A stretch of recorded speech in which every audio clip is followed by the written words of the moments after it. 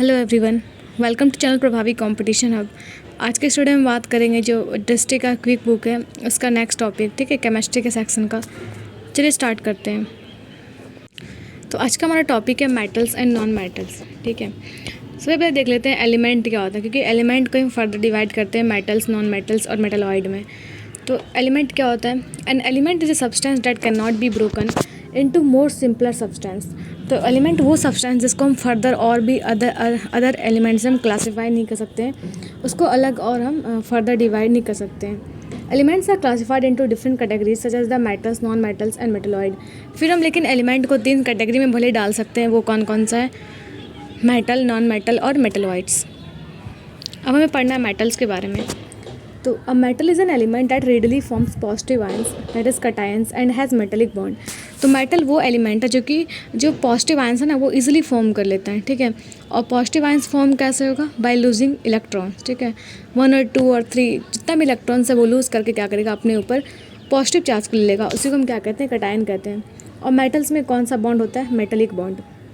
The more reactive a metal, the greater tendency it has to form a positive ion in a chemical reaction.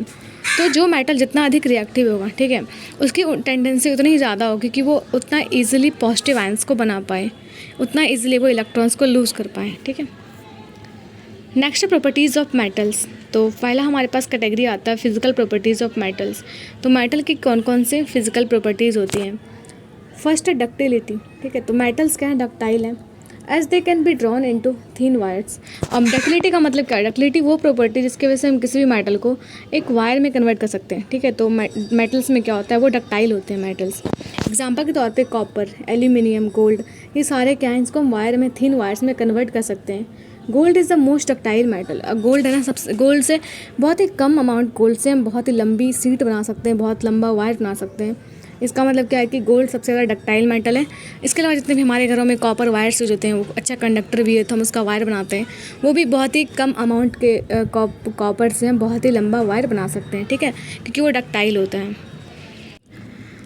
उसके बाद next property है lustre, ठीक है। तो metal के पास क्या होता है? एक शाइनिंग सरफेस होता है which is called metallic lustre. For example gold और सिल्वर। तो जितने भी मेटल्स हैं वो शाइन करते हैं, ठीक है, वो काफ़ी ब्राइट होते हैं। इसका रीज़न क्या है कि वो उसके सरफेस पे क्या होता है? लस्टर होता है। इसका एग्जांपल है गोल्ड और सिल्वर, ठीक है। नेक्स्ट है हार्डनेस। तो metals are generally hard and remain solid at room temperature. However alkali metals lithium, sodium, potassium are so soft that they can be cut with a knife. तो अक्सर जितने भी metals हैं वो सारे ही हार्ड होते हैं, ठीक है, और सॉलिड फॉर्म में एग्जिस्ट करते हैं एटलीस्ट रूम टेम्परेचर पे, ठीक है। लेकिन कुछ मेटल्स हैं जो अल्कली मेटल्स लाइक जो फर्स्ट ग्रुप के मेटल्स हैं, लिथियम, सोडियम, पोटेशियम, ये बहुत ही सॉफ्ट होते हैं। इसको हम इजीली नाइफ से भी कट कर सकते हैं, ठीक है। जैसे कि एग्जांपल के तौर अगर इसमें एक्सेप्शन भी है कि मरकरी जो होता है ना वो लिक्विड स्टेट में एग्जिस्ट करता है रूम टेम्परेचर पे, ठीक है। ये ऐसा करने वाला ओनली मेटल है। नेक्स्ट है मेलिएबिलिटी। तो मेलिएबिलिटी का मतलब क्या होगा कि हम उसको इजीली सीट में कन्वर्ट कर सकते हैं, एक थिन सीट में, ठीक है। तो metals are malleable that is they can be beaten into thin sheets. और मेटल्स क्या है? मेटल मेलिएबल होते हैं क्योंकि हम इसको इजीली सीट्स में कन्वर्ट कर सकते हैं। एग्जांपल के तौर पे silver metal is beaten to make silver foil. ये सिल्वर मेटल का यूज़ करके हम क्या बनाते हैं? सिल्वर फॉयल, ठीक है। एल्यूमिनियम से एल्यूमिनियम फॉयल बनता है, तो हम इसको ईजिली इसका सीट बना सकते हैं। नेक्स्ट हमारे पास प्रॉपर्टी है कंडक्टिविटी। तो metals are good conductor of heat and electricity. For example iron और कॉपर, जितने भी मेटल्स हैं वो सारे ही इलेक्ट्रिसिटी के गुड कंडक्टर हैं, क्योंकि वो क्या करते हैं? अच्छे से हीट और इलेक्ट्रिसिटी को कंडक्ट करते हैं। इसीलिए हम इलेक्ट्रिकल वायर्स में कॉपर का यूज़ करते हैं, ठीक है। Lead and mercury are poor conductor of heat. इसके अलावा देखिए एक्सेप्शन के तौर पे तो लेड, पीबी, ठीक है, लेड और मरकरी जो होता है ना ये पुअर कंडक्टर है किसका? हीट का। ये हीट को अच्छे से कंडक्ट नहीं करते हैं। नेक्स्ट हमारे पास property sonorous. Metals except mercury are sonorous that is they produce a sound on striking a hard surface. Sonorous का मतलब क्या हुआ कि जिस मेटल से साउंड प्रोड्यूस होता हो। अगर हम कोई मेटल को उसको एक हार्ड सब्सटेंस से अगर उसको हीट करेंगे तो क्या होगा? वहाँ पे साउंड प्रोड्यूस होगा। बट ऐसा एक के केस में नहीं होता है, वो कौन सा है? मरकरी, ठीक है। नेक्स्ट है मेल्टिंग एंड बॉइलिंग पॉइंट। तो metals have high melting and boiling point. तो मेटल्स के पास जो मेटल की जो मेल्टिंग और बॉइलिंग पॉइंट होती है वो काफ़ी हाई होती है। जैसे एग्जांपल के तौर पे देखें तो आयरन की जो मेल्टिंग पॉइंट है वो 1538 डिग्री सेंटीग्रेड है, जो कि बहुत ज़्यादा है। और लेकिन कुछ मेटल्स के पास जो मेल्टिंग पॉइंट है वो कम भी होता है, लाइक गैलियम और सीजियम, ठीक है। इसकी जो मेल्टिंग पॉइंट है वो बहुत कम होती है। इनफैक्ट ये पाम पे भी, पाम टॉप पे जो है ये मेल्ट कर सकते हैं। मीन्स बॉडी टेम्परेचर पे भी मेल्ट कर सकते हैं, ठीक है। नेक्स्ट है हमारे पास केमिकल प्रॉपर्टीज़ ऑफ मेटल्स। तो मेटल की कुछ केमिकल प्रॉपर्टीज़ देख लेते हैं। First reaction with oxygen. तो metals combine with oxygen to form metal oxide. तो जब भी कोई मेटल जो है जब रिएक्ट करता है ऑक्सीजन के साथ तो क्या बनाता है, मेटल ऑक्साइड बनाता है, ठीक है। इसे एग्जांपल तो आप देखें तो जब कॉपर कंबाइन करता है ऑक्सीजन के साथ कॉपर ऑक्साइड बनाता है, ठीक है। तो 2Cu + O2 क्या बनाएगा, 2Cu, ठीक है, copper oxide. However metals such as the gold and silver do not react with oxygen. लेकिन कुछ मेटल्स ऑक्सीजन से रिएक्ट नहीं भी करते हैं, लाइक सिल्वर और गोल्ड, ठीक है। Next the reactivity of metals in with oxygen also varies. For example metals जैसे sodium and potassium are kept in kerosene oil as they are very reactive. They can catch fire if kept in open. तो कुछ metals ऐसे भी हैं जो कि oxygen से बहुत ही रीडली, बहुत ही जल्दी रिएक्ट कर लेते हैं, लाइक सोडियम है ना, सोडियम पोटेशियम, इन सबको हम केरोसिन ऑयल में रखते हैं ताकि ये बहुत ज़्यादा रिएक्टिव होते हैं, ठीक है। They catch fire if it is kept in open. अगर हम उसको बाहर रखते भी तो तुरंत फायर उसमें हो सकता है, तुरंत उसमें आग लग सकता है। Metal oxides are generally basic in nature. तो मेटल जब ऑक्सीजन से रिएक्ट करके मेटल ऑक्साइड बनाता है तो वो उसका नेचर जो होता है कैसा होता है, वो बेसिक होता है। However some metal oxides show both acidic and basic behaviour and are called amphoteric oxide. लेकिन कुछ ऐसे भी मेटल्स हैं जो कि ऑक्सीजन से रिएक्ट करने के बाद जो ऑक्साइड बनाते हैं वो एसिडिक नेचर भी शो करता है और बेसिक नेचर भी, मीन्स वो एम्फोटेरिक नेचर शो करते हैं, ठीक है। एम्फ मतलब क्या होता है, 2, तो एम्फोटेरिक नेचर शो करते हैं, उनको एम्फोटेरिक ऑक्साइड भी कहते हैं। फॉर एग्जांपल एल्यूमिनियम ऑक्साइड, ठीक है, Al2O3, zinc oxide NO, lead oxide PbO, ये सारे क्या एम्फोटेरिक ऑक्साइड्स हैं। नेक्स्ट हमारा रिएक्शन है रिएक्शन विथ वाटर। तो metals react with water to produce a metal oxide and hydrogen gas or metal hydroxide. तो मेटल जो है वो वाटर से रिएक्ट करके बनाते हैं मेटल ऑक्साइड और हाइड्रोजन गैस रिएक्ट करते हैं, अदरवाइज ये मेटल हाइड्रोक्साइड का फॉर्मेशन करते हैं। एग्जाम्पल के तौर पे देखें तो सोडियम ऑक्साइड और पोटेशियम ऑक्साइड है, ये वाटर में डिसॉल्व करता है टू प्रोड्यूस अल्कलीज NaOH और KOH रिस्पेक्टिवली। क्योंकि देखिए कुछ जैसे कि ऑक्साइड्स हैं लाइक सोडियम ऑक्साइड और पोटेशियम ऑक्साइड, जैसे हम इसको वाटर में डिसॉल्व करेंगे तो ये क्या करेगा, अपना हाइड्रोक्साइड बना लेगा, मीन्स सोडियम हाइड्रोक्साइड और potassium hydroxide. However all metals do not react with water, for example gold, silver and lead. लेकिन ऐसा नहीं कि सारे मेटल्स जो हैं वो वाटर से रिएक्ट कर जाएंगे। एग्जांपल के तौर पे देखें तो गोल्ड और सिल्वर, लेड, ये सब वाटर से रिएक्ट नहीं करता है। The reactivity in metals with respect to water also varies. For example magnesium react with hot water while aluminium, iron and zinc react with steam. तो मेटल की जो रिएक्टिविटी है वाटर को लेकर के, तो ये भी अलग अलग मेटल्स के लिए अलग अलग होती है, ठीक है। लाइक अगर मैग्नीशियम को लेंगे तो मैग्नीशियम जो है वो नॉर्मल वाटर के साथ रिएक्ट ना करके ये हॉट वाटर के साथ रिएक्ट करता है, ठीक है।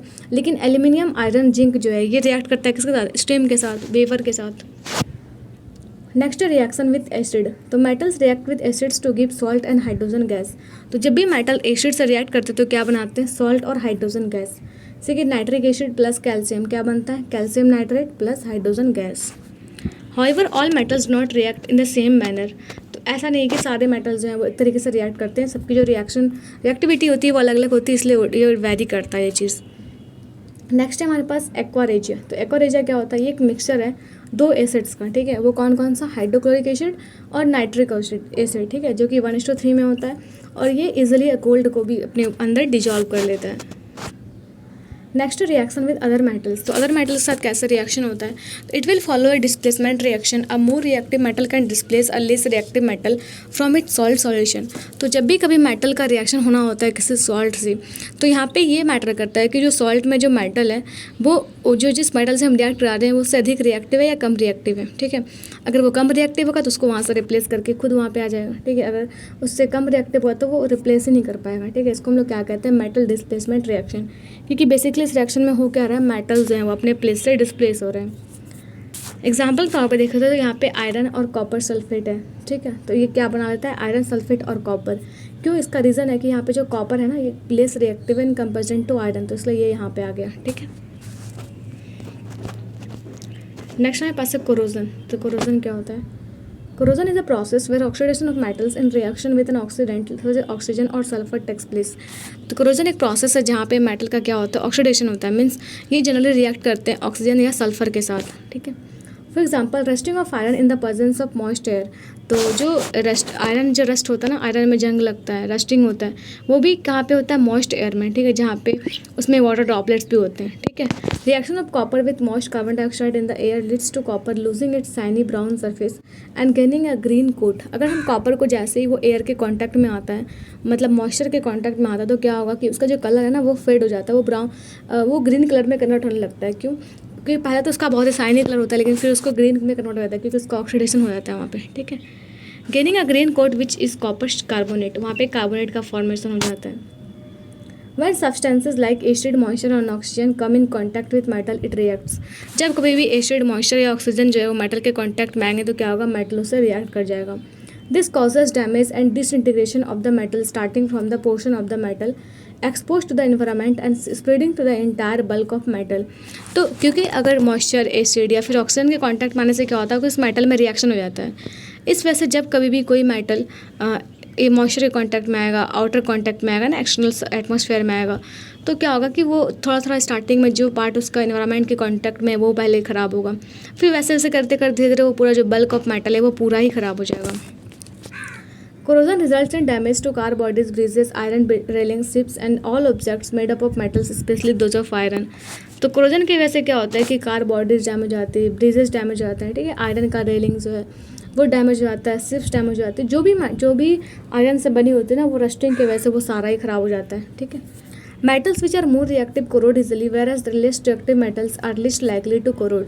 तो ये भी है कि जो मेटल जितना अधिक रिएक्टिव होगा उसमें कोरोजन उतना ही ज़्यादा होता है, ठीक है, और जो कम रिएक्टिव होंगे इसमें कोरोजन नहीं होगा। For example iron zinc gets corroded very easily and metals like gold platinum do not corrode. तो एग्जांपल तौर पर देखें तो आयरन और जिंक जो है ये काफ़ी रिएक्टिव है, तो ये इजीली कोरोड हो जाते हैं, ठीक है, लेकिन गोल्ड और प्लेटिनम जो है वो उसका कोरोजन जल्दी नहीं होता है। नेक्स्ट है प्रिवेंशन ऑफ कोरोजन। तो कोरोजन को कैसे हम प्रिवेंट कर सकते हैं?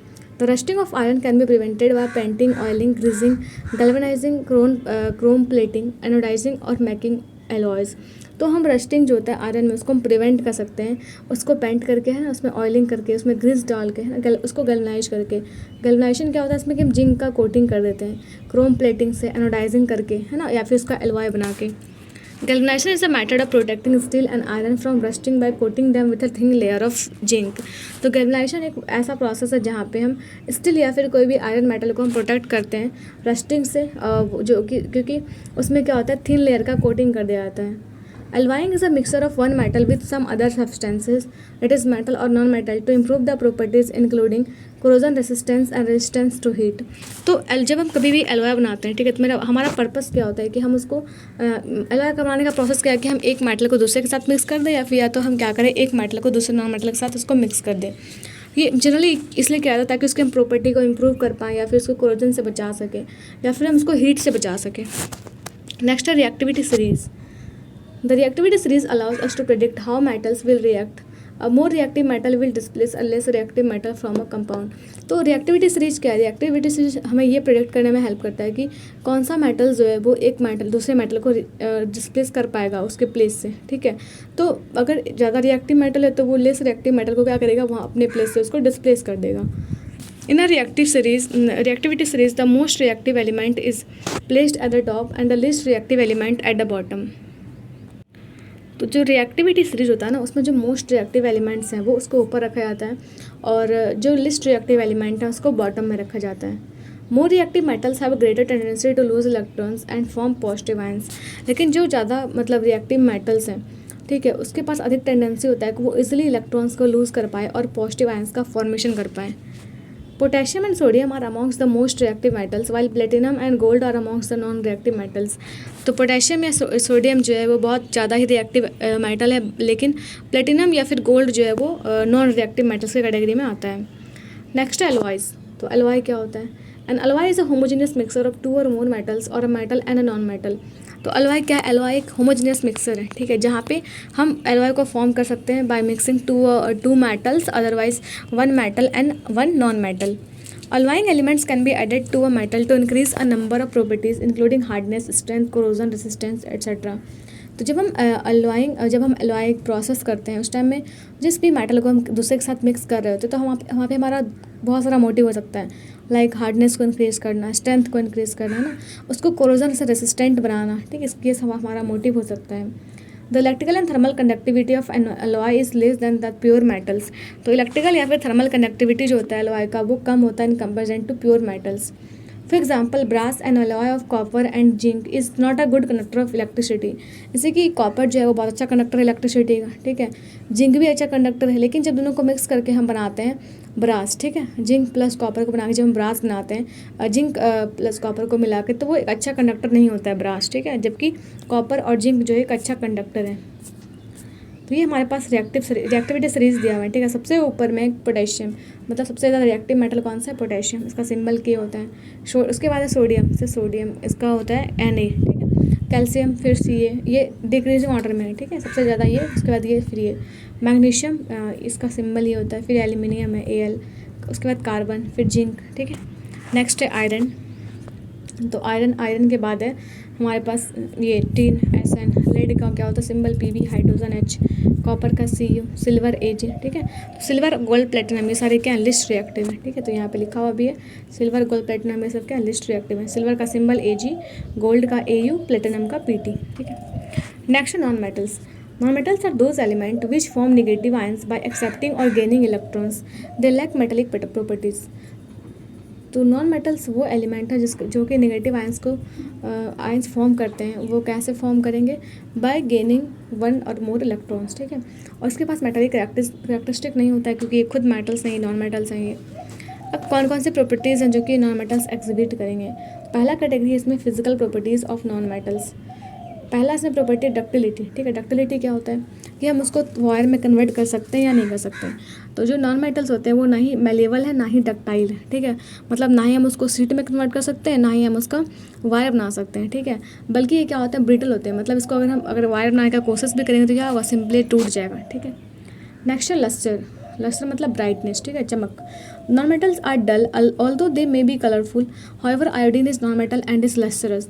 तो जितने भी नॉन मेटल्स हैं जनरली क्या होते हैं, डल होते हैं, ठीक है, लेकिन वो कलरफुल हो सकते हैं, लेकिन वो उतने ब्राइट नहीं होंगे, ठीक है। वो मतलब कलरफुल हो सकते हैं लेकिन डल होंगे वो, ठीक है।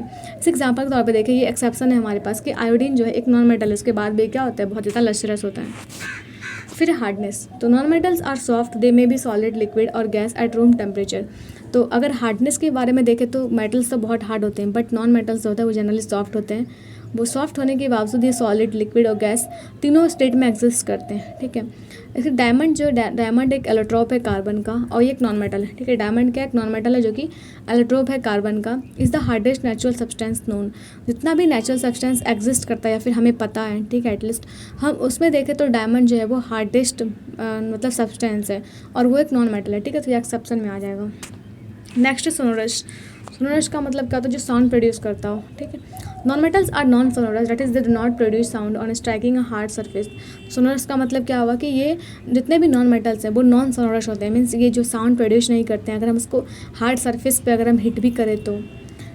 नेक्स्ट है कंडक्टिविटी। तो non metals are poor conductors of heat and electricity. Non metals जो होते हैं ना वो बहुत ही पुअर कंडक्टर हैं, किसके? हीट और इलेक्ट्रिसिटी के। ये हीट या इलेक्ट्रिसिटी को कंडक्ट नहीं करते हैं। लेकिन graphite being a non metal, graphite एक नॉन मेटल होने के बावजूद भी ये बहुत अच्छा कंडक्टर है, किसका? इलेक्ट्रिसिटी का। नेक्स्ट है melting and boiling point. Non metals have lower melting and boiling point than the metals. Non metal का जो मेल्टिंग या बॉइलिंग पॉइंट होता है ना वो कम होता है इन कंपेरिजन टू मेटल्स, लेकिन डायमंड का जो मेल्टिंग पॉइंट होता है या बॉइलिंग पॉइंट वो काफ़ी ज़्यादा हाई होता है। फिर है हमारे पास chemical properties of non metals. Non metals की कौन कौन सी केमिकल प्रॉपर्टीज़ होती हैं? तो oxides of non metals are acidic in nature. Non metals form stable compound with hydrogen and their chlorides are completely hydrolysed by water. तो जितने भी, क्योंकि हम लोग देखे थे कि मेटल्स का ऑक्साइड क्या होता है, वो बेसिक इन नेचर होता है, लेकिन नॉन मेटल्स का ऑक्साइड होता है वो एसिडिक नेचर का होता है। नॉन मेटल्स जो है वो स्टेबल कंपाउंड फॉर्म करते हैं जब हवा हाइड्रोजन के साथ रिएक्ट करते हैं, और जो उनकी जो क्लोराइड्स हैं नॉन मेटल के वो कम्प्लीटली हाइड्रोलाइज हो जाते हैं वाटर में। नेक्स्ट है हमारे पास reaction of non metal with oxygen. Non metal जो जब रिएक्ट करेंगे ऑक्सीजन के साथ तो क्या होगा? The react with oxygen to form acidic oxide. तो जो जितने भी नॉन मेटल्स हैं वो रिएक्ट करते हैं ऑक्सीजन के साथ टू फॉर्म एसिडिक ऑक्साइड्स। और फॉर एग्जांपल सल्फर ऑक्सीजन के साथ रिएक्ट करता है to form acidic sulphur dioxide, ठीक है। जैसे सल्फर ऑक्सीजन के साथ रिएक्ट करेगा तो क्या बनाता है? ये SO2 सल्फर डाइऑक्साइड, ठीक है। फिर reaction of non metals with water. तो नॉन मेटल्स जब है वाटर से जब रिएक्ट करता है तो क्या होता है, ठीक है। Usually non metals do not react with water या स्टीम। तो जनरली क्या होता है, नॉन मेटल जो है वो वाटर से रिएक्ट नहीं करते हैं, लेकिन क्लोरीन जो है वो वाटर में डिजोल्व होकर के क्या बनाता है, एसिडिक सॉल्यूशन बनाता है। तो ये एक्सेप्शन है कि जितने नॉन मेटल्स हैं वो वाटर के साथ रिएक्ट नहीं करते हैं, बट क्लोरीन जो है वाटर में डिजोल्व होकर क्या बनाता है, एसिडिक सॉल्यूशन बनाता है। Next reaction of non metals with acids. तो नॉन मेटल का रिएक्शन एसिड से होता है, तो क्या होता है, non metals do not react with acids and do not displace hydrogen from the acid.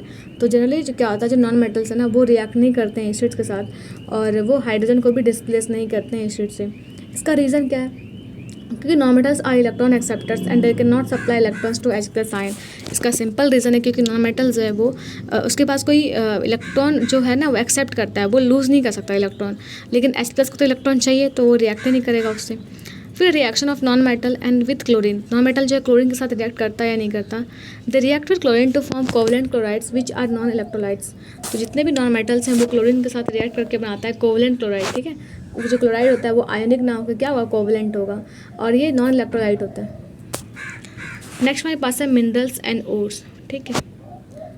तो ये क्या होता है, तो minerals are homogeneous naturally occurring substance with a definable internal structure.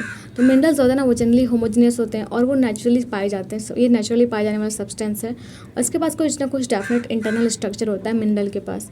Minerals are found in varied forms in nature ranging from the hardest diamond to the softest talc, ठीक है। तो mineral जो है ना वो बहुत सारे फॉर्म में एग्जिस्ट करता है नेचर में। लाइक अगर हम डायमंड का देखें तो वो बहुत ज़्यादा हार्ड है, ठीक है, हार्डेस्ट नोन सब्सटेंस है, लेकिन सॉफ्ट फॉर्म में भी एग्जिस्ट करता है लाइक टॉक, ठीक है। For obtaining a particular metal, first we look for minerals out of many minerals in which a metal may be found. Only a few are viable to be used as a source of that metal. तो हम जब भी कोई भी हमें metal चाहिए होता था, हम उसके लिए क्या करते हैं कि उसका हम मिनरल पहले ढूंढते हैं, ठीक है। जब मिनरल हमें मिल जाएगा, फिर उस मिनरल्स में भी हम कुछ सेलेक्टिव चीज़ों को, सेलेक्टिव मिनरल्स से हम क्या करेंगे, वहाँ से ओर्स निकाल के फिर हम उस मेटल का एक्सट्रैक्शन करेंगे। Such minerals from which metal extraction is commercially viable are known as the ores. तो वैसे मिनरल्स जहाँ से हमें, अगर हम मेटल को निकाल रहे हैं और वो हमें कॉमर्शियली बेनिफिट भी कर रहा है और हमें वो ठीक लग रहा है, ठीक है, कॉमर्शियली देखें, तो हम क्या करेंगे, उसी को हम क्या कहेंगे, ओर्स कहेंगे, ठीक है। उसी का हम यूज़ लेंगे कहाँ पे, एक्सट्रैक्शन है, मेटल को एक्सट्रैक्ट करने के लिए। Rarely an ore contains only the desired substance, it is usually contaminated with earthy or undesired materials known as the gangue. तो बहुत सारे ओर्स होता है ना जिसमें कि बहुत सारा अदर मटेरियल्स भी मिक्स होता है, ठीक है। तो बहुत कम ही ऐसे ओर हैं जिसमें कि सिर्फ वो एक ही मेटल का बना हुआ है, ऐसा नहीं होता है, ठीक है। उसमें बहुत सारे अदर सब्सटेंस उसमें क्या होते हैं, मिक्स होते हैं, इसको हम लोग क्या कहते हैं, गैंग कहते हैं। नेक्स्ट है सोर्सेज ऑफ मिनरल्स। तो मिनरल्स में मिलता कहाँ से, तो पहला इसका सोर्स है इग्नियस और मेटामॉर्फिक रॉक्स। तो minerals occur in the cracks, crevices, faults और joints of igneous and metamorphic rocks. तो मिनरल्स कहाँ पे मिलता है हमें, क्रैक्स में, ठीक है, क्रेविक्स, फॉल्स और जॉइंट्स में। इसके जॉइंट्स में इग्नियस और मेटामॉर्फिक रॉक्स के जॉइंट्स में। They are formed when minerals in liquid or molten or gases forms are forced upward through cracks and spaces available towards the earth surface, they cool and solidify as they rise. तो ये जो जितने भी ores या minerals हैं ये form कैसे होते हैं, ठीक है। तो ये जितने भी मोल्टन या फिर लिक्विड गैसेस फॉर्म जो हैं, जो क्रैक्स के अंदर में, ठीक है, जब वो बाहर आता है उस दोनों के स्पेस के बीच में अर्थ के सरफेस पे, तो वो कूल डाउन होकर के जब सॉलिड में कन्वर्ट हो जाता है तो फिर वो राइज हो जाता है, ठीक है।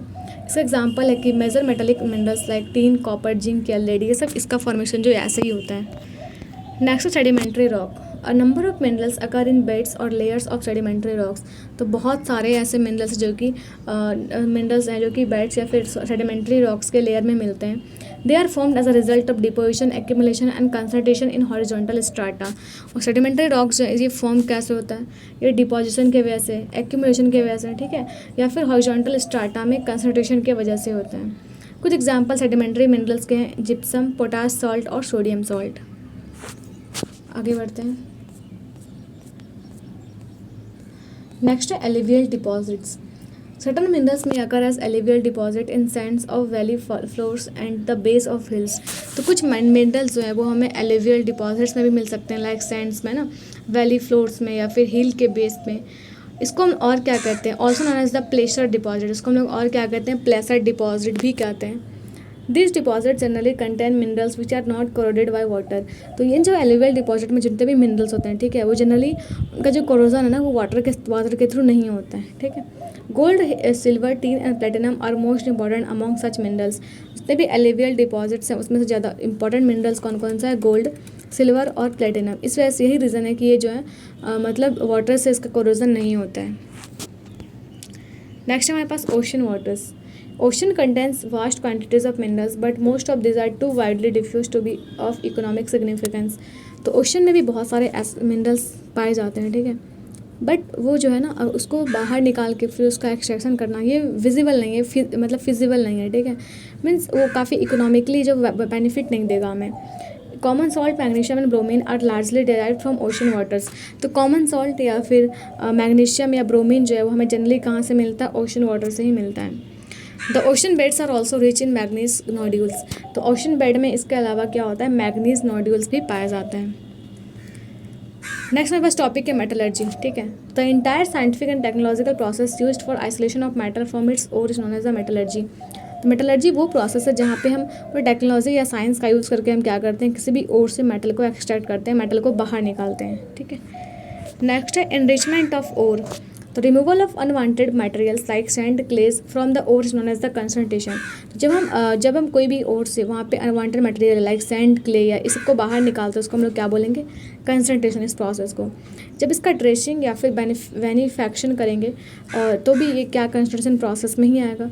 The procedures depend on the differences in physical properties of the compound of the metal present and that of the gangue। और कौन सा मेटल उसमें यूज़ होगा उसको अलग करने के लिए ये डिपेंड करेगा कि उसमें जो मटेरियल है वो कैसा है, कौन सा मेटल प्रेजेंट है उसमें, ठीक है।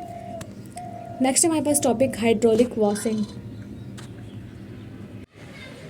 This is based on the differences in gravities of the ore and the gangue particles. तो हाइड्रोलिक वॉशिंग वहाँ पे यूज़ करते हैं जहाँ पे जो ओर है या फिर जो अनवांटेड पार्टिकल है उसके बीच में क्या ग्रेविटी डिफरेंस हो। It is therefore type of gravity separation. इसको हम लोग और क्या कहते हैं? ग्रेविटी सेपरेशन मेथड भी कहते हैं। In this process an upward stream of running water is use to wash the powdered ore. और इस प्रोसेस में क्या होता है कि हम running water, upward running stream of water का यूज़ करते हैं पाउडर्ड ओर को वॉश करने के लिए, धोने के लिए उसको, ठीक है। The lighter gangue particles are washed away and the heavier ores are left behind. तो जितना भी अगर कोई और इस तरीके से है तो वहाँ पे जो लाइटर गैंग रहेगा ना वो पार्टिकल जो है वो वाटर से धुल जाएगा, लेकिन बाकी जो हैवी मेटल्स और है वो वहाँ पे बच जाएगा। नेक्स्ट मेथड है magnetic separation. This is based on the differences in magnetic properties of the ore components. तो मैग्नेटिक सेपरेशन मेथड जो है ये बेस्ड है किस पे? मैग्नेटिक प्रॉपर्टीज़ के डिफरेंस के बेस है, ठीक है। If the ore or the gangue is capable of being attracted by a magnetic field then such separation are carried out. तो अगर उसमें कोई ऐसा मेटल है जहाँ पे जो उसका गैंग है, जो वहाँ पे अनवांटेड पार्टिकल है, उसके पास मैग्नेटिक बिहेवियर है, तो क्या करेगा वहाँ पे हम मैग्नेट का यूज़ करके वहाँ से अनवांटेड पार्टिकल को वहाँ से हम निकाल देंगे, ठीक है। जैसे अगर हम आयरन का ओर्स में देखें तो इस केस में हम यहाँ पे इसको ईजिली यहाँ से सेपरेट कर सकते हैं मैग्नेटिक सेपरेशन के मेथड से। In this method, a conveyor belt moves over two rollers, one of which encloses magnets in it. The powdered ore is dropped over this moving belt at one end. तो इस method में क्या होता है कि एक conveyor belt है वो घूमता रहता है और एक पे हम क्या करते हैं? ओर डालते रहते हैं, ठीक है। तो उस ओर में जितना भी अनवांटेड पार्टिकल है वो बाहर निकल जाएगा, जो मेटल ओर है वो उसमें रह जाएगा। The non-magnetic part of the ore is not attracted by the magnet and forced to form a separate heap at a distance। और जितने भी उसका जो अनवांटेड पार्ट है, जो भी नॉन मैग्नेटिक पार्ट है वो बाहर चला जाएगा और जो भी मैग्नेटिक पार्ट है वो वहाँ पे उससे अट्रैक्ट होके वो वहीं पे रह जाएगा, ठीक है। On the other hand is the magnetic part of the ore which clings to the belt for a longer distance and forms a separate heap. Next है Froth flotation method. This method is used for removing gangue from the sulfide ores।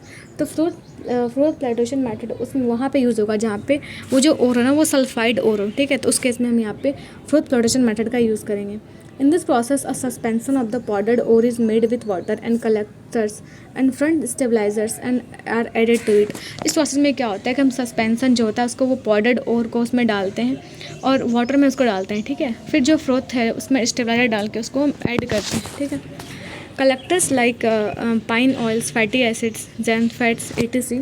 enhances non-wettability of the mineral particles and froth stabilizers stabilize the froth। तो इसमें क्या होता है, जो भी collectors हम वहाँ पे यूज़ करते हैं like pine oils, fatty acids है ना, xanth fats, ये सब को यूज़ करके वो उसका नॉन वेटेबिलिटी को इंक्रीज हो जाता है उस मिनरल पार्टिकल का, जो कि उसको फ्रोथ को स्टेबलाइज कर देते हैं, ठीक है। The the mineral particles become weight by oils while the gangue particles by water. और इसमें जो मिनरल पार्टिकल है वो वेट होता है किसके द्वारा, ऑयल के द्वारा, और जो गैंग पार्टिकल है वो होता है वाटर के द्वारा वेट, ठीक है। A rotating pedal agitates the mixture and draws air in it. As a result, froth is formed which carries the mineral particles. तो जो रोटेटिंग पैडल है ना वो मिक्सचर को एजिटेट करता है और वहाँ से एयर को बाहर निकालता है, जिसकी वजह से क्या होता है वहाँ पे फ्रोथ का फॉर्मेशन होता है और जो उसमें कि मिनरल पार्टिकल्स होते हैं। The froth is light and skimmed off और it is then dried for recovery of the ore metal. फिर उसको हम ड्राई करके वहाँ से हम मेटल्स को वहाँ से अलग कर लेते हैं, ठीक है। कुछ ओर्स देख लेते हैं डिफरेंट मेटल्स लाइक एल्यूमिनियम, ठीक है। तो एल्यूमिनियम का जो ओर है वो कौन सा है, बॉक्साइड। इसका फॉर्मूला होता है Al2O3 × 2H2। कैलोलिनलाइट इसका फॉर्मूला है, ये क्ले का फॉर्म है, इसका फॉर्मूला होता है Al2OH4 और SiO5। नेक्स्ट है आयरन। आयरन का सिंबल है Fe और इसके जो ओर्स हैं वो है हेमेटाइट। तो हेमेटाइट का फॉर्मूला क्या होता है, Fe2O3। मैग्नेटाइट का फॉर्मूला होता है Fe3O4। सिडराइट का फॉर्मूला FeSiO3 और आयरन पायराइट का फॉर्मूला होता है FeH2। नेक्स्ट है कॉपर। तो कॉपर की ओर्स देख लेते हैं। पहला है कॉपर पायराइट्स, इसका जो फॉर्मूला होता है CuFeS2। कॉपर का दूसरा जो ओर है वो है मेलेकाइट, इसका फॉर्मूला CuCO3 × CuOH2 होता है। क्यूपराइट का फॉर्मूला है Cu2O। कॉपर ग्लांस का फॉर्मूला है Cu2S। नेक्स्ट है जिंक। तो जिंक का जो ओर है वो है जिंक ब्लेंड या फिर हम इसको कहते हैं स्फेराइड्स, ठीक है। इसका फॉर्मूला जिंक सल्फाइड का होता है Zn(S). कैलामाइन का फॉर्मूला ZnCO3 और जिंकाइट का फॉर्मूला ZnO, ठीक है, जिंक ऑक्साइड। नेक्स्ट है एक्सट्रैक्शन फ्रॉम द एनरिच्ड ओर। तो जो भी एनरिच्ड ओर है, ठीक है, जैसे हम गैंग को वहाँ से रिमूव कर चुके हैं, उसके बाद हम उसका मेटल का एक्सट्रैक्शन वहाँ पे कैसे करेंगे। The enriched ore must be converted into a form which is suitable for extraction. जो भी हम एनरिच्ड ओर हम मेरे पास मिला हुआ है उसको हमें इस फॉर्म में कन्वर्ट करना ताकि हम उसको ईजिली वहाँ से एक्सट्रैक्शन का प्रोसेस कर सकें। The extraction and isolation of an element from its combined form depends on the reactivity of the metal. और वहाँ जो एक्सट्रैक्शन या फिर आइसोलेशन होगा उस फॉर्म से एलिमेंट का वो डिपेंड करेगा कि जो मेटल है वो रिएक्टिव है या नहीं है। The metals with low reactivity can be more easily extracted than the metals with high reactivity. अगर उस ओर में अगर लो रिएक्टिव मेटल है तो वो इजिली हम उसको आराम से निकाल सकते हैं। अगर हाईली रिएक्टिव मेटल है तो उसको ज़्यादा निकालने में क्या होगा, दिक्कत होगा, ठीक है। Metals low in the reactivity series. तो जो मेटल्स लो हैं रिएक्टिविटी सीरीज में उसके केस में हम कैसे इसको सेपरेट करेंगे। तो metals low in reactivity series are very unreactive. जो मेटल्स रिएक्टिविटी सीरीज में नीचे हैं वो काफ़ी अनरिएक्टिव होते हैं। The oxides of this metals can be reduce to metals by heating. और इनके ऑक्साइड्स को, जो भी लो मेटल्स ऑक्साइड हैं, उसको हम हीट करके हम उसको कन्वर्ट कर सकते हैं मेटल में, ठीक है। For example cinnabar is an ore of mercury. जैसे एग्जाम्पल के तौर पर देखें तो सिनेवार जो है ये मरकरी सल्फाइड, ठीक है, ये मरकरी का ओर है। लेकिन जब इसको हम हीट करते हैं, when it is heated in air it is first converted into mercuric oxide HgO which is then reduced to mercury on further heating. तो हम इस केस में हमें मरकरी को कैसे अलग करते हैं, सबसे पहले हम HgS को जो उसको हीट करेंगे, ठीक है, तो उसको कन्वर्ट करेंगे हम HgO में, ठीक है। फिर उसको रिड्यूस करके हम वहाँ पे मरकरी का फॉर्मेशन करेंगे। नेक्स्ट है metals in the middle of the reactivity series. जो मेटल्स रिएक्टिविटी सीरीज में नीचे हैं, ठीक है, मतलब मिडल में, the metals such is the iron, zinc, lead, copper etc are in the middle of the reactivity series and are moderately reactive. ये जो मेटल्स हैं आयरन, जिंक, लेड या कॉपर, ये सब क्या है रिएक्टिविटी सीरीज में मिडल में आते हैं और इसलिए ये क्या है काफ़ी कम रिएक्टिव होते हैं। They are usually present as sulphides और कार्बोनेट्स इन नेचर। जनरली किस फॉर्म में एग्जिस्ट करते हैं, सल्फाइड या फिर कार्बोनेट्स के फॉर्म में। It is easier to obtain a metal from its oxide as compare to its sulphide and carbonate. तो ये मेटल को जो है हम इजीली ऑब्टेन कर सकते हैं उसके ऑक्साइड से इन कंपेरिजन टू सल्फाइड या carbonate. Therefore prior to reduction the metal sulphides and carbonates must be converted into metal oxide. इस वजह से सबसे पहले मैं कोशिश कर रहता है किसी भी चीज़ का कि हम पहले मेटल सल्फाइड्स या कार्बोनेट्स को हम कन्वर्ट कर ले किसी मेटल ऑक्साइड में। Metal sulfides ore are converted into oxide by heating strongly in the presence of excess air. This process is known as the roasting. जब हम मेटल सल्फाइड ओर को हीट करते हैं, ठीक है, ऑक्सीजन के प्रेजेंस में, वो भी एक्सेस एयर के प्रेजेंस में, तो हम उसको क्या कहते हैं, उस मेथड को कहते हैं roasting. The carbonate ores are changed into oxides by heating strongly in limited air. This process known as the calcination. लेकिन हमें जब कार्बोनेट ओर होता है हमारे पास, तो हम उसको जब ऑक्साइड में कन्वर्ट करते हैं तो वो हमें वहाँ काफ़ी लिमिटेड सप्लाई देना पड़ता है एयर का, तो वहाँ तब हमें ऑक्साइड मिलता है, ठीक है। हम इस प्रोसेस को हम क्या कहते हैं, calcination. The metal oxides are then reduce to corresponding metals by using suitable reducing agent. फिर जो हमको मेटल ऑक्साइड मिला हुआ है हम उसको रिड्यूस करके हम इजीली क्या कर सकते हैं, हमें मेटल मिल सकता है। The metals which are highly reactive such as the sodium, calcium, aluminum, etc. can be used as reducing agent because they can displace metals of lower reactivity from their compounds. तो जब हम reduction करते हैं तो वहाँ पे हम एक अच्छे रिड्यूसिंग एजेंट का यूज़ करते हैं लाइक सोडियम, कैल्शियम, एल्यूमिनियम, ठीक है, जो कि एक अच्छा रिड्यूसिंग एजेंट है और वो इजीली लो रिएक्टिव मेटल को वहाँ से रिप्लेस कर सकता है. For example manganese oxide is heated with aluminium powder to obtain manganese. अगर हमें मैग्नीज ऑक्साइड से मैग्नीज चाहिए, हम उसको किसके साथ हीट करेंगे? एल्यूमिनियम के साथ, ठीक है. तो एल्यूमिनियम जो है वो मैग्नीज को डिस्प्लेस करके वो एल्यूमिनियम ऑक्साइड बना के फिर वहाँ से मैग्नीज बाहर निकल जाएगा. अब वो मेथड जो कि हम यूज़ करते हैं जो मेटल उस मेटल के जो कि top of the reactivity stage पे है, मतलब जो काफ़ी ज़्यादा रिएक्टिव है. The metals with high reactivity can not be obtained from there compounds by heating with carbon. तो जो वो मेटल्स जो कि बहुत अधिक हाईली रिएक्टिव हैं उसको हम डायरेक्टली कार्बन से हीट करके नहीं, मतलब हमें मिल सकता है, ठीक है. This is because metals such as the sodium, magnesium, calcium, aluminium have more affinity for oxygen than carbon. क्योंकि जो भी मेटल्स इसके पास हैं, जिस मेटल का भी वो और है like sodium, magnesium, calcium, aluminium, ठीक है, इसके पास कार्बन से ज़्यादा एफिनिटी है ऑक्सीजन होने का, ठीक है. Thus this metals are obtained by electrolytic reduction. इसलिए हम यहाँ पे क्या करते हैं, इसको सेपरेट करने के लिए यूज़ करते हैं इलेक्ट्रोलाइटिक रिडक्शन का. एग्जाम्पल के तौर पर देखें तो sodium, magnesium and calcium are obtained by the electrolysis of their molten chloride. और जैसे सोडियम, मैग्नीशियम या फिर कैल्शियम जो है ये हमें उसके ओर से हम प्राप्त करते हैं इलेक्ट्रोलाइसिस प्रोसेस से, ठीक है, और वो भी किसमें? मोल्टन स्टेट में. The metals are deposited at the cathode the negatively charge electrode. और इस प्रोसेस में क्या होता है, जो मेटल है, मेटल आयंस जो हैं वो कैथोड पे जाके मतलब अटैच हो जाएगा और जो क्लोरीन जो है वो लिबरेट हो जाएगा एनोड पे, ठीक है. Aluminium is obtained by the electrolytic reduction of aluminium oxide. तो हमें एल्यूमिनियम कैसे मिलता है? जब इलेक्ट्रोलाइटिक रिडक्शन करेंगे किसका? एल्यूमिनियम ऑक्साइड का. नेक्स्ट है बस प्रोसेस है रिफाइनिंग का. नेक्स्ट है extraction of metals by various reduction process does not fully eliminate impurities. वैसे तो हम बहुत सारे मेथड से हम गुजर चुके हैं, ठीक है, लेकिन फिर भी जो इसकी जो मतलब ये जितना भी इसमें इम्प्योरिटीज़ है ना वो सारा बाहर नहीं आता है, ठीक है. For obtaining metals of high purity several techniques are use. अगर हमें बहुत ही हाई प्योरिटी का हमें अगर मेटल चाहिए तो हम उसके अलावा भी बहुत सारा टेक्निक यूज़ करते हैं. The refining technique vary from metal to metal and also depend on the use to which metal has to be put. तो जो रिफाइनिंग मेथड है हम ये डिपेंड करता है कि हम कौन से मेटल के लिए यूज़ कर रहे हैं. तो वो अलग अलग मेटल के लिए क्या होता है, रिफाइनिंग मेथड डिफरेंट होता है. पहला इसमें आता है electrolytic refining. The impure metal is used as an anode and a thin strip of pure metal as a cathode. A solution of the metal salt is used as an electrolyte. तो electrolytic refining में हम कैसा setup बनाते हैं यहाँ पे, तो एक जो इम्प्योर मेटल है उसको लेते हैं, जो हम जिसका एनोड बनाएंगे, ये उसका हम एनोड बनाएंगे, ठीक है. एक थिन स्ट्रिप को हम क्या बनाएंगे? कैथोड बनाएंगे. और वहाँ पे हम जो मेरे पास सॉल्ट का सोल्यूशन है उसको डाल देंगे. Once the current is passed through the electrolyte, the pure metal from the anode dissolve into the electrolyte. तो जैसे ही इलेक्ट्रिसिटी पास होगा, करंट जैसे ही पास होगा तो जो इस इलेक्ट्रोलाइट में जो भी प्योर मेटल है, ठीक है, वो जो है वो डिजॉल्व होकर एनोड के पास चला जाएगा. और जो an equivalent amount of pure metal from the electrolyte gets deposited on the cathode. और जो उसमें जो प्योर मेटल होगा वो जाके जाएगा डिपॉजिट हो जाएगा कहाँ पे? कैथोड पे. The impurities which are soluble in water nature mix with the solution, whereas the insoluble impurities settle down at the bottom of the anode which is known as the anode mud. तो जब anode से जो भी impurities बाहर निकल रहा है, ठीक है, उसमें जो भी इम्प्योरिटीज़ सॉल्युबल है सॉल्यूशन में वो तो सॉल्युबल हो जाएगा, घुल जाएगा उसमें, लेकिन जो सॉल्युबल नहीं है तो वो एनोड के पास से डिपॉजिट हो जाएगा. उसको हम लोग क्या कहते हैं? एनोड मड कहते हैं. Metals such as the copper, zinc and tin, nickel, silver, gold etc are refined इलेक्ट्रोलाइटिकली.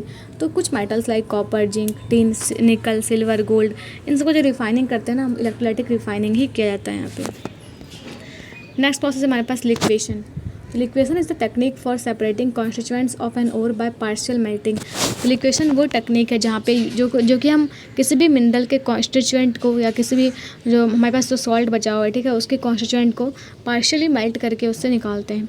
One the material is heated to a temperature where one of the constituent melts and the other remain solid, the liquid constituent can be drained off. तो ये तभी हम use कर पाएंगे जहाँ पे एक metal जो है वो जल्दी मेल्ट कर जाता हो लेकिन दूसरा जो है वो लेट से मेल्ट करता हो, ठीक है. इसके जो पहले मेल्ट करेगा हम उसको बाहर निकाल सकते हैं, लेकिन जो बाद में रहेगा वो वहीं पे रह जाएगा, ठीक है. In this method a low melting metal like tin can be made to flow on a sloping surface. तो इस मेथड में क्या करते हैं, हम एक low melting metal like tin का यूज़ कर सकते हैं, ठीक है, स्लोपिंग सरफेस पे. In this way it is separated from higher melting impurities. हम इसको फिर दूसरे जो हायर मेल्टिंग पॉइंट वाले जो इम्प्योरिटीज़ हैं उससे हम बाहर निकाल सकते हैं. Metals like tin, lead, bismuth, etc which are readily fusible are refined by this method. तो कुछ मेटल्स लाइक टीन हो गया, लेड, बिस्मथ, ठीक है, इन सबको हम इस तरीके से ही रिफाइन करते हैं। नेक्स्ट हमारे पास मेथड है क्यूपुलेशन। तो this method is employed to purify noble elements like gold and silver. तो क्यूपुलेशन मेथड जो है इसका यूज़ होता है ऐसे मेटल्स को जो कि नोबल मेटल्स जो कि किसी से रिएक्ट नहीं करते हैं, लाइक गोल्ड एंड सिल्वर, ठीक है। इसको सेपरेट हमें किससे करना है, बेस मेटल से, लाइक लेड, कॉपर, जिंक, है ना, और या फिर अदर मेटल जो कि उस ओर में प्रेजेंट हो। The impure metals are heated in a shallow vessel, इसका हम जिसको क्यूपल कहते हैं, made up of bone ash under a blast of hot air. तो इस प्रोसेस में हम क्या करते हैं कि हम इम्प्योर मेटल को हीट करते हैं एक सैलो वेसल में, और उसको हम क्या कहते हैं, क्यूपल, ठीक है, जो कि बोन एस का उसमें के अंदर ब्लास्ट होता है हॉट एयर का। The impurities are easily oxidise and are carried away by the blast of air. और जो भी इम्प्योरिटीज़ है उसके अंदर प्रेजेंट होता है वो आराम से ऑक्सीडाइज हो जाता है और फिर वो एयर के थ्रू वो बाहर आ जाता है, ठीक है। Noble metals themselves are not oxidized under these conditions and the pure metal is left behind। और इस केस में नोबल मेटल जो भी हैं लाइक कॉपर, है ना, एक कॉपर बोल रहे हैं, गोल्ड, है ना, सिल्वर, प्लेटिनम, ये सब जो है ये ऑक्सीडाइज नहीं होते हैं, इसलिए इसको हम आराम से बाहर बाद में निकाल सकते हैं। नेक्स्ट है fractional distillation. It is the process by which components in a chemical mixer are separated into different parts according to their different boiling point। तो फ्रैक्शनल डिस्टिलेशन वो मेथड है, वो प्रोसेस है जहाँ पे उस मिक्सचर के डिफरेंट कंपोनेंट्स को हम सेपरेट करते हैं, और वो भी किस बेसिस पे, उसके बॉइलिंग पॉइंट के डिफरेंस के बेसिस पे। लेकिन यहाँ पे ये ध्यान रखना है कि जो भी उसमें कंपोनेंट है उसमें डिफरेंस है बॉइलिंग पॉइंट का कम से कम 25 केल्विन से कम होना चाहिए, ठीक है। Fractional distillation is use to purify chemicals and to separate mixtures to obtain their components. तो फ्रैक्शनल डिस्टिलेशन मेथड जो है हम इसका यूज़ करते हैं केमिकल्स को प्यूरिफाई करने में, और हम मिक्सर से सेपरेट करने के लिए इसको, ठीक है, वहाँ पे इसको यूज़ करते हैं। The principle involve in the is to convert the metal to a volatile unstable compound and to subsequently decompose it to give the pure metal. इसमें जो प्रिंसिपल क्या होता है फ्रैक्शनल डिस्टिलेशन में कि हम क्या करें, उसको जो जितने भी अलग अलग बॉइलिंग पॉइंट पे जितने भी सब्सटेंस जो हैं वो बॉयल कर रहे हैं, वेपर में कन्वर्ट हो रहे हैं, उसको धीरे धीरे क्या करें, एक एक करके हम उसको सेपरेट कर लें, ठीक है, और उससे हम प्योर मेटल को बाहर निकालें। For example, zinc, which is invariably associated with the cadmium or the impure zinc, is mixed with powdered coke and heated when the first portion of the condensate contains cadmium, while zinc is obtained in the subsequent portions। तो example के तौर पर देखिए, जो zinc जो अगर बहुत सारे लाइक कैडमियम या फिर अदर जिंक इम्प्योरिटीज के साथ अगर मिक्स हो, ठीक है, पाउडर्ड कोक के फॉर्म में, तो क्या होता है कि हम उसको सिंपली फ्रैक्शनल डिस्टिलेशन से उसको हीट करते हैं एक एक करके, फिर हमें अलग अलग पहले इम्प्योरिटीज़ मिलता है, फिर बाद में हमें जिंक मिल जाता है। तो metals like titanium, zirconium are purified by using this method. तो कुछ मेटल लाइक टाइटेनियम, जिरकोनियम, इन सबको हम प्यूरिफाई करते हैं इसी मेथड का यूज़ करके, ठीक है, फ्रैक्शनल डिस्टिलेशन का यूज़ करके। नेक्स्ट मेथड है हमारे पास क्रोमेटोग्राफी। तो chromatography is based on differential adsorption of various components in a mixture on a suitable adsorbent. तो क्रोमेटोग्राफी जो है ये इस प्रिंसिपल के काम करता है कि वहाँ पे जो भी कंपोनेंट्स है उस मिक्सचर में जिसको हमें प्यूरिफाई करना है, उसमें क्या होगा कि वो जो है ना सारा जो सब्सटेंस है वो एडजॉर्ब हो जाएगा, ठीक है, और किसी एडजॉर्बेंट सरफेस पे। The mixture is put in a liquid or gaseous medium which is moved through the adsorbent. Different components are absorbed at different levels on the column। तो इसमें क्या होता है कि जो मिक्सर है ना, हम उसको या फिर जो भी जिस मीडियम में, चाहे वो लिक्विड हो या गैस हो, उसको हम पास करते हैं एडजॉर्बेंट से, उससे डिफरेंट कंपोनेंट्स जो है फिर वो अलग अलग जगह एडजॉर्ब हो जाता है डिफरेंट लेवल ऑफ कॉलम पे। It is widely use for the separation of mixer and concentration, identification and refining of material. और इस मेथड का यूज़ करते हैं क्रोमेटोग्राफी का मिक्सर को का कंसंट्रेशन को सेपरेट करने में, अलग अलग कंसंट्रेशन के ना उसको आइडेंटिफाई करने के लिए, या फिर उसको मटेरियल को रिफाइन करने के लिए। अब यहाँ पे जो टर्म आया वो है एडजॉर्प्शन, ना कि ये एब्जॉर्प्शन, ठीक है। दोनों में डिफरेंस क्या है एडजॉर्प्शन और एब्जॉर्प्शन में। तो एडजॉर्प्शन क्या होता है, एडजॉर्प्शन है ये, ठीक है। Adsorption can be defined as the capability of solid substances to attract to their surface molecules of gases or solutions with which they are in contact with। तो एडजॉर्प्शन वो प्रोसेस है जहाँ पे जो भी कोई भी सॉलिड सब्सटेंस है ना, वो अदर गैस या दूसरे गैसेस के मॉलिक्यूल्स को वो अपने तरफ अट्रैक्ट कर सकता है, उसके कॉन्टैक्ट में आ सकता है। Solids that are the used to absorb gases और dissolve substances are called adsorbent। और जिस भी सॉलिड का हम यूज़ करते हैं गैसेस या लिक्विड को हम एडजॉर्ब करने के लिए, है ना, तो उसको क्या बोलते हैं, एडजॉर्बेंट कहते हैं। और जो एडजॉर्ब्ड मॉलिक्यूल्स जिसको एडजॉर्ब कराना होता है उस मॉलिक्यूल को हम क्या कहते हैं, एडजॉर्बेट कहते हैं। An example of excellent adsorbent is the charcoal used in gas mask to remove poisons और impurities from a stream of air. एक बहुत ही फेमस एडजॉर्बेंट है वो कौन सा, चारकोल, जिसका हम यूज़ करते हैं गैस गैस के से जितने भी पॉइजन्स हैं, इम्प्योरिटीज़ हैं, उसको बाहर निकालने के लिए। On the other hand, absorption is the process in which a fluid is dissolved by a liquid or solid. Thus, while absorption is a bulk phenomenon, absorption is a surface phenomenon. तो absorption में क्या होता है, यहाँ पे absorption है, ठीक है, ए बी। absorption में क्या होता है, इस प्रोसेस में जो फ्लूइड है ना उसको लिक्विड में डिजॉल्व करते हैं, फिर अब वो एब्जॉर्ब कर लेता है उसको, ठीक है। और ये जो है एब्जॉर्प्शन जो है ये पूरा बल्क फिनोमिनन है, ये एक साथ होगा, पूरे बल्क में होगा। लेकिन एब्जॉर्प्शन जो है ना ये एक सरफेस फिनोमिनन है, ये मेन डिफरेंस दोनों का। नेक्स्ट मेथड हमारे पास है zone refining. This method is based on the principle that the impurities are more soluble in melt stage than in the solid state of the metal. तो zone refining वो method है जहाँ पे हम ये प्रिंसिपल यूज़ करते हैं कि जो इम्प्योरिटीज़ है ना वो ज़्यादा सॉल्युबल है in comparison to that of solid state of metal, ठीक है। और circular heater is fitted around the rod of impure metal and they slowly move down the rod. तो हम यहाँ पे क्या करते हैं, सर्कुलर हीटर लेते हैं जो कि एक रॉड के अराउंड फिट होता है, फिर वहाँ से इम्प्योर मेटल्स को हम पास करते हैं जो कि स्लोली मूव होता है रॉड के थ्रू। आगे बढ़ते हैं। At the heated zone the rod melts and the impurities pass into the adjacent molten part while the pure metal crystallises. तो जब हम इसको पास करते हैं हीटेड जोन से, तो जो रॉड है ना, जो रॉड जो है वो रॉड मेल्ट करके वहाँ से इम्प्योरिटीज़ को पास नहीं देता है, ठीक है, अलग दूसरे मोल्टन पार्ट में। और जो प्योर मेटल जो है वो क्रिस्टल के फॉर्म में कन्वर्ट हो जाता है। जर्मेनियम इसका सिंबल जी है और silicon SI and gallium Ga are refined in this manner. तो इसमें जो जोन रिफाइनिंग से हम यूज़ सेपरेट करते हैं, मतलब प्योरीफाई करते हैं, वो कौन कौन सा है, ये जर्मेनियम, सिलिकॉन और गैलियम, ठीक है। नेक्स्ट हमारे पास है मेटलॉइड्स। अब मेटलॉइड्स क्या होते हैं? A metalloid is an element that has properties that are intermediate between those of metals and non-metals। तो मेटलॉइड वो एलिमेंट है जिसकी जो प्रॉपर्टी होती है ना वो मेटल्स और नॉन मेटल्स के बीच में होती है, ठीक है। वो ना ही प्योरली मेटल होते हैं, ना ही वो प्योरली नॉन मेटल होते हैं, ठीक है। This elements exhibit some properties of metals and some of the non metals. ये जितने भी ये जो मेटलॉइड्स हैं इसके पास कुछ प्रॉपर्टी मेटल की होती है और कुछ प्रॉपर्टी नॉन मेटल्स की होती है। इसलिए इनको हम क्या कहते हैं, सेमी मेटल्स भी कहते हैं। These are a very small group of elements placed in the periodic table of elements along the zigzag line that separates metal and non-metals। तो ये जो एक स्मॉल ग्रुप मेटलॉइड जो ना वो बहुत कम होते हैं नंबर्स में, और ये एक तरीके से मेटल और नॉन मेटल के बीच में होते हैं, और ये थोड़ा जिग लाइन में सिचुएटेड होते हैं, ठीक है, पीरियोडिक टेबल में। There are 7 elements that are classified as metalloid. तो टोटल 7 एलिमेंट्स जो कि हम मेटलॉइड कैटेगरी में इसको रखते हैं। तो पहला इसमें बोरॉन, ठीक है, इसका सिंबल B होता है। फिर silicon SI, germanium G, arsenic AS, antimony का इसका सिंबल होता है SB, बहुत इंपॉर्टेंट है। टेलोरियम उसका सिंबल Te, पोलोनियम PO, ठीक है। अब देखते हैं प्रॉपर्टीज़ ऑफ मेटलॉइड्स। मेटलॉइड्स की क्या क्या प्रॉपर्टीज़ होती हैं। Metalloids are generally solid and brittle. तो जितने भी मेटलॉइड्स जनरली क्या होते हैं वो सॉलिड होते हैं, ठीक है, लेकिन ये ब्रिटल होते हैं, मीन्स आराम से टूट सकते हैं। They have metallic lustre, however some metalloids are dull too. इनके पास क्या होता है, मेटालिक लस्टर होता है, ये बहुत ही ब्राइट होते हैं, लेकिन ये मतलब कभी कभी कुछ मेटलॉइड्स होते हैं वो डल भी होते हैं। They are typically semi conductor which means that they can both insulate and conduct electricity. तो ये एक सेमी कंडक्टर है, ठीक है। मेटलॉइड्स क्या होते हैं, ये सेमी कंडक्टर हैं। इसका मतलब क्या हुआ कि ये इलेक्ट्रिसिटी को कंडक्ट भी कर सकते हैं और ये इंसुलेशन भी काउज कर सकते हैं।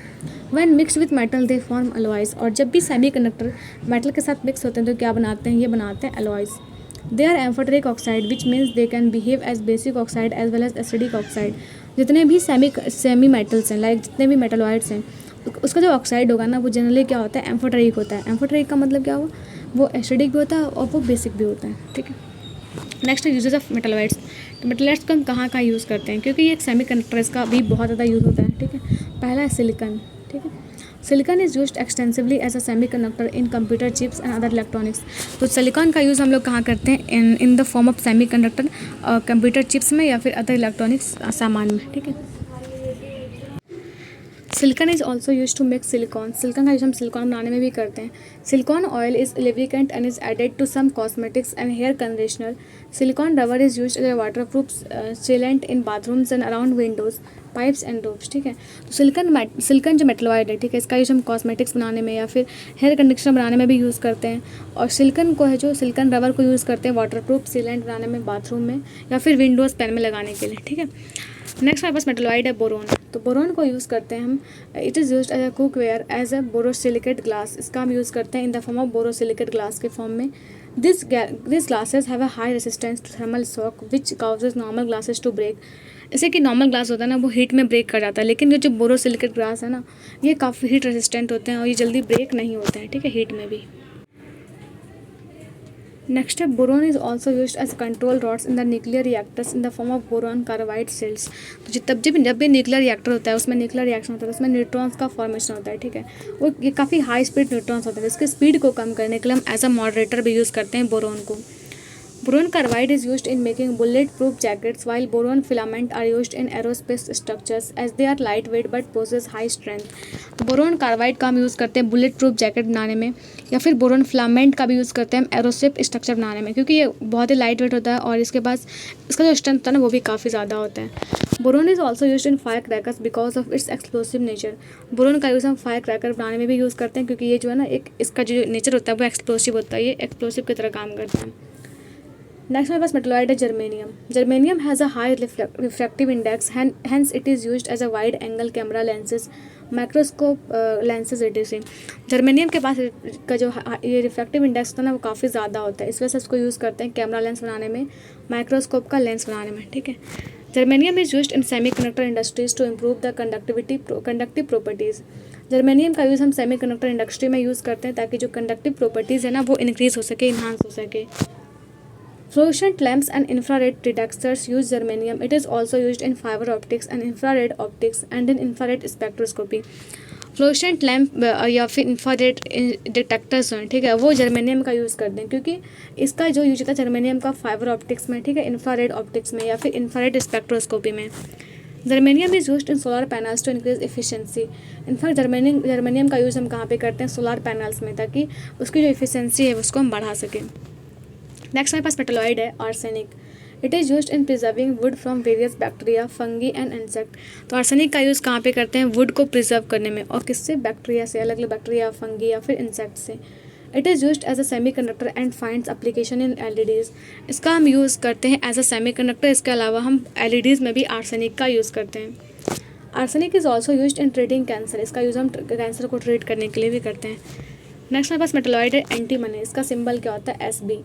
It is used in a flame retardants, paints, glass, pottery etc। इसका जो यूज़ हम करते हैं फ्लेम रिटार्डेंट्स में, ठीक है, पेंट ट्यूब बनाने में या फिर ग्लास पॉटरी बनाने में। It is used with lead to increase hardness and mechanical strength of lead which are used in acid batteries. तो एंटीमनी को जो है ना उसको लेड के साथ हम मिक्स करके, PB के साथ मिक्स करके क्या बनाते हैं, एसिड बैटरीज जितनी भी होती है उसको बनाने में हम इसका यूज़ करते हैं, ठीक है, एंटीमनी का। Other uses of antimony alloys include type metal in printing presses, bullets and cable seasoning। तो इसके अलावा एंटीमनी का हम यूज़ कहाँ पे करते हैं, प्रिंटिंग प्रेस में, ठीक है, बुलेट बनाने में, फिर केबल सीजनिंग करने में। नेक्स्ट मेटल आइटम पास टेलुरियम। तो it is use to increase the ductility of stainless steel and copper.